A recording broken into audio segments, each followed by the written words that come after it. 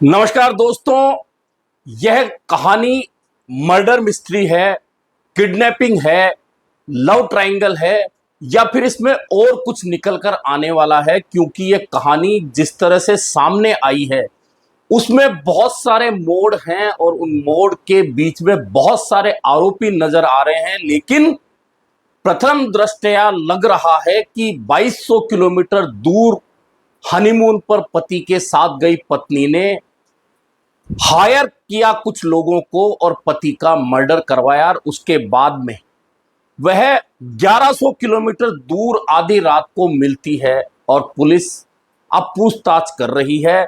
यानी कि कहानी चलती है इंदौर से शिलोंग, सोरा होते हुए गाजीपुर पहुंचती है।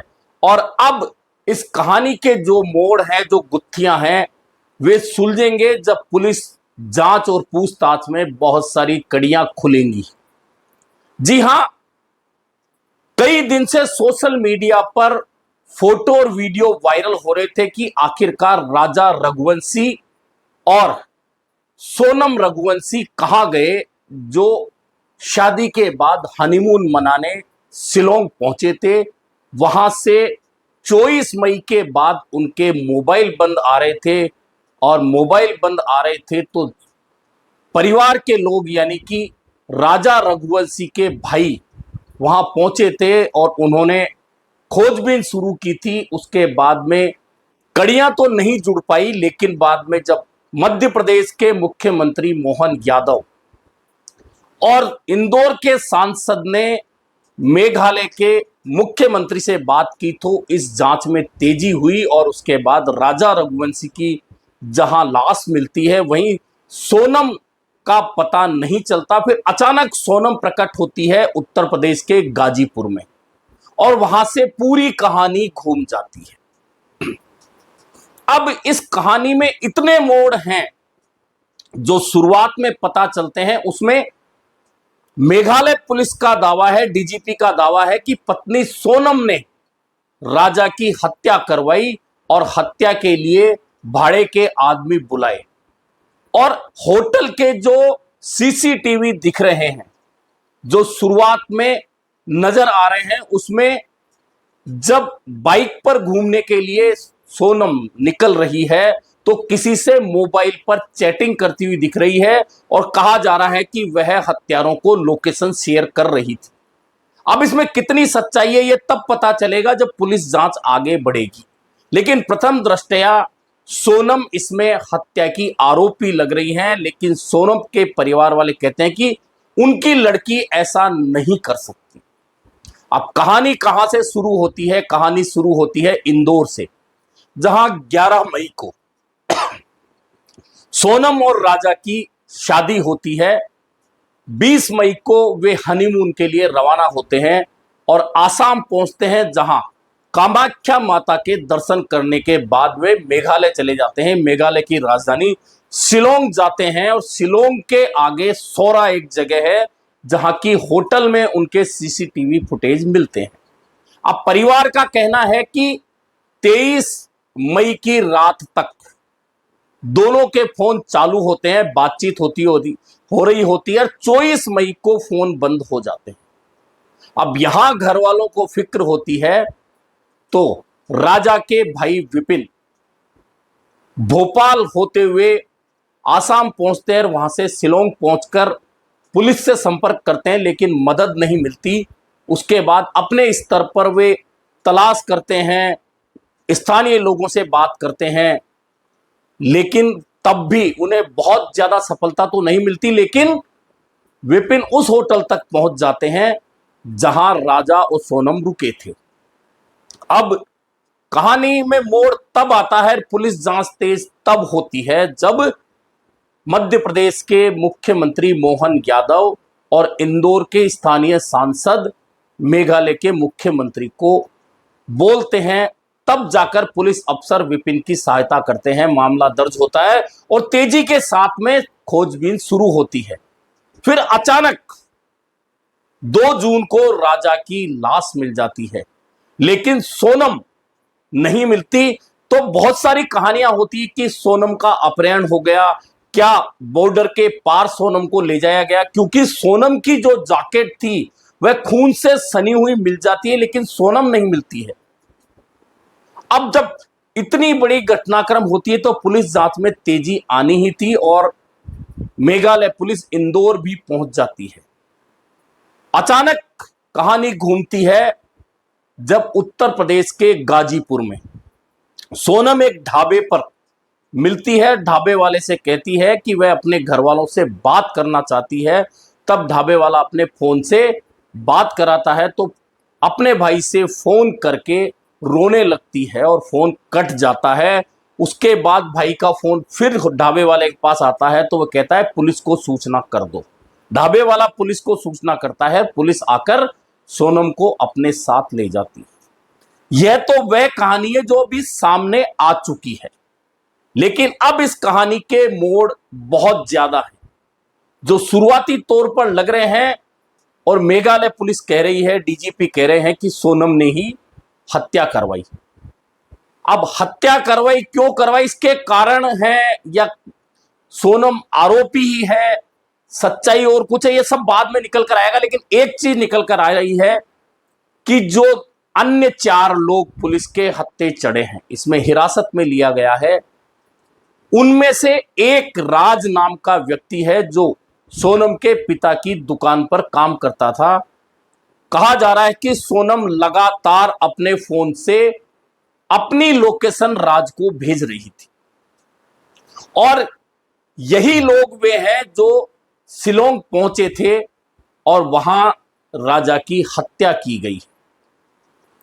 अब पूछताछ का दौर चलेगा, लेकिन अब कहानी सबसे बड़ा ट्विस्ट यह है कि सोनम के पास आखिरकार क्या कारण रहे होंगे कि वह किराए के हत्यारों से अपने पति की हत्या कराती है, उस पति की हत्या कराती है जिससे उसकी शादी 11 मई को, यानी कि जो अनुमान लगाया जा रहा हत्या का 24-25 मई का, यानी कि 15 दिन बाद ही अपने पति की हत्या करवा देती है। अब इसके पीछे क्या कारण रहे होंगे? क्या कोई लव ट्रायंगल है? क्या कोई अन्य मामला है?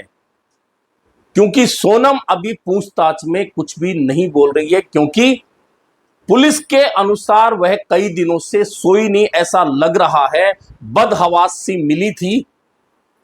ऐसे में यूपी पुलिस कोई पूछताछ नहीं कर रही है। यूपी पुलिस का कहना है कि हम मेघालय पुलिस को सौंपेंगे। मेघालय पुलिस, चूंकि हत्या का मामला मेघालय का है, शिलोंग के पास का है, तो मेघालय पुलिस पूछताछ करेगी। अब सवाल यह उठता है कि सबसे बड़ा सवाल कि आखिरकार सोनम शिलोंग से गाजीपुर कैसे पहुंची होगी? क्या वह डायरेक्ट वहां से ट्रेन नहीं है तो क्या आसाम आई, आसाम से ट्रेन के जरिए वाराणसी होते हुए गाजीपुर पहुंची? क्या वह कोई निजी गाड़ी से गाजीपुर तक पहुंची? क्योंकि इसमें बहुत सारी चीजें इसलिए है कि जब से ये दोनों लोग गायब हुए तब से इनके फोटो पुलिस के जरिए तमाम प्रदेशों में पहुंच चुके थे, एयरपोर्ट रेलवे स्टेशन भी पहुंच चुके थे। ऐसे में अगर रेलवे से या एयरपोर्ट के जरिए सोनम आती तो पुलिस को वहीं पता लग जाता। ऐसे में सबसे पहली गुत्थी तो यह सुलझाई जानी है कि आखिरकार सोनम गाजीपुर कैसे और किनके साथ पहुंची, क्योंकि और एक रास्ता यही है कि जो माल लेकर ट्रक आसाम पहुंचते हैं या मेघालय जाते हैं या पूर्वोत्तर जाते हैं, क्या उन ट्रकों के साथ में ट्रक में बैठकर उन किराए के भाड़े के हत्यारों के साथ सोनम आई, या फिर वे अलग रास्ते से आए, सोनम को अलग छोड़ दिया? ये सबसे पहली गुत्थी अगर ये सुलझेगी तो इसके बाद बाकी गुत्थियां सुलझना शुरू हो जाएंगी। लेकिन अब इधर सोनम के घर वालों इस बात को मानने के लिए तैयार ही नहीं है कि सोनम अपने पति की हत्या कर सकती है या करवा सकती है। सोनम के पिता कहते हैं कि हमने ऐसे संस्कार नहीं दिए। वह 20 साल की है, कोई 10 साल की बच्ची नहीं है। हालांकि यह कोई तथ्य नहीं होता कि 20 साल की है तो वह हत्या कर नहीं सकती या करवा नहीं सकती, क्योंकि पिछले दिनों काफी ऐसे मामले आ चुके हैं जिसमें पत्नी ने ना सिर्फ पतियों की हत्या की है या हत्या में शामिल रही हैं, ऐसे बहुत सारे मामले निकलकर सामने आए हैं। ऐसे में अभी तक सोनम आरोपी है हत्या की।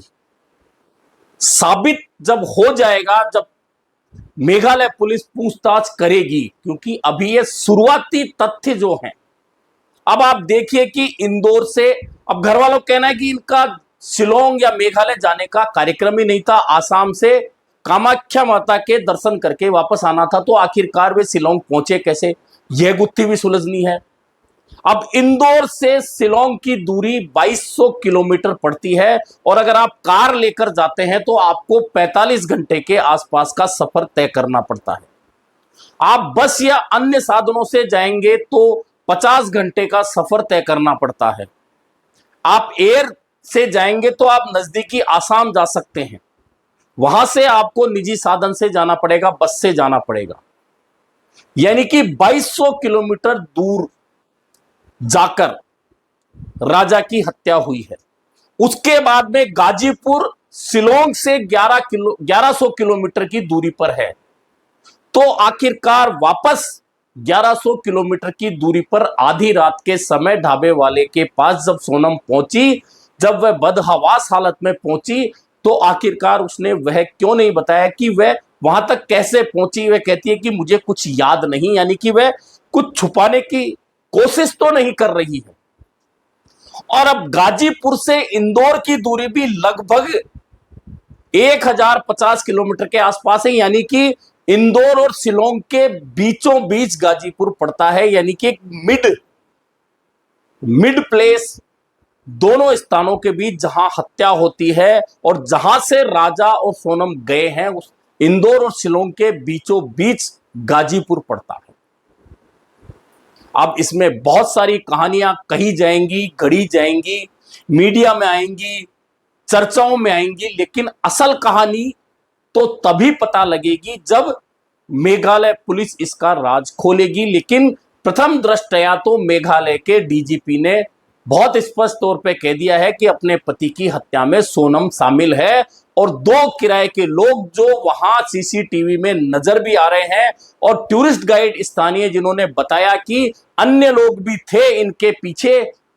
तो कहीं ना कहीं ये कहानी जो है, जिसमें डीजीपी मेघालय कहते हैं कि सोनम हत्या में शामिल है, प्रथम दृष्टया नजर यही आ रहा है।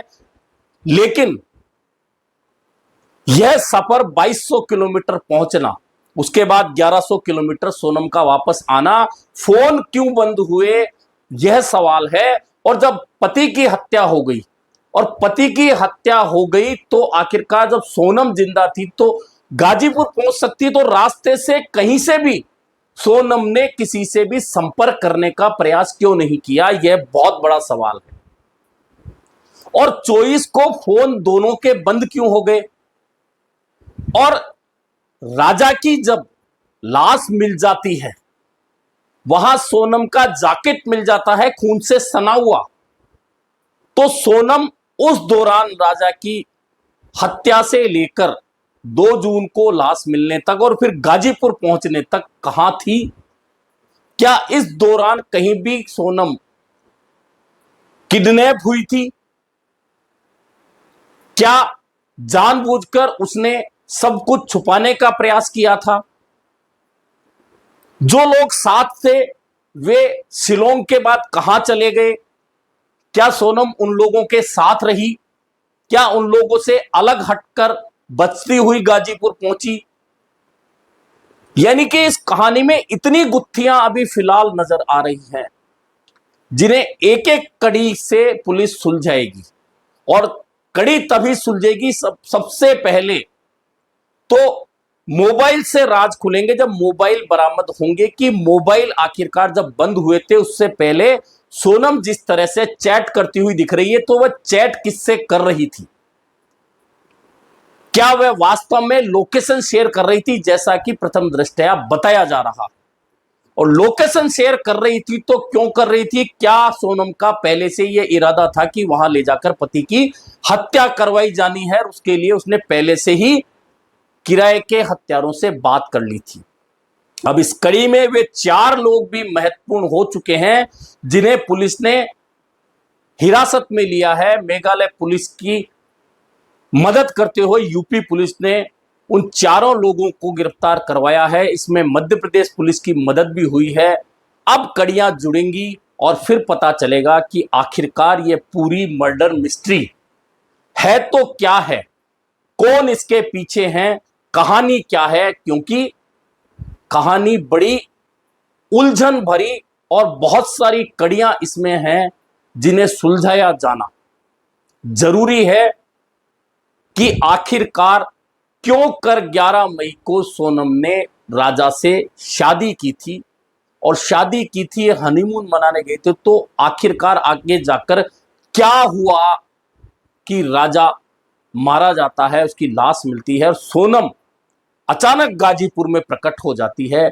इस पूरी कहानी में बहुत सारे ट्विस्ट आने हैं, लेकिन सच्चाई सिर्फ पुलिस सामने ला सकती है, जो इस पूरे केस में अब चूंकि उच्च स्तरीय फोन पर बातचीत हुई है, मुख्यमंत्री स्तर की बात हुई है, ऐसे में इसकी सच्चाई आना जरूरी है। हालांकि सोनम के घरवाले इस पूरे मामले की सीबीआई जांच चाहते हैं, कहते हैं कि मेघालय पुलिस और सरकार पहले दिन से झूठ बोल रही है, उनकी बेटी ऐसा नहीं कर सकती।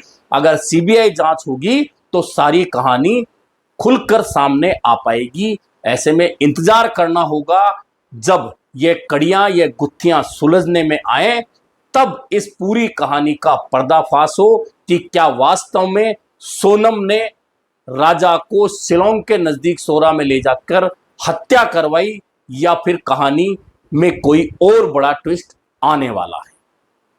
अभी के लिए इतना ही, फिर मिलेंगे नए मुद्दे पर चर्चा के साथ।